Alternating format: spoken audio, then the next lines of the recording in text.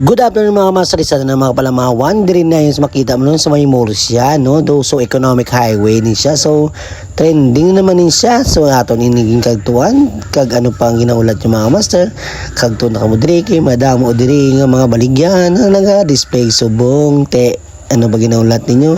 Akig gaman kagtuin ako di kit anay kita diri. Let's go! Kag ini nga lugar mga kamaster, makita niyo dire ang masari-sari nga mapaninda no, sa mga tao.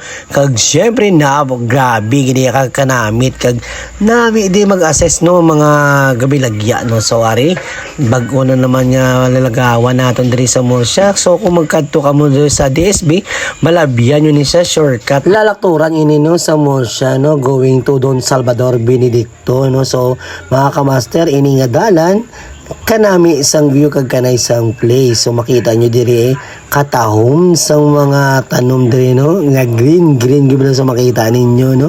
So relaxing place gina diri.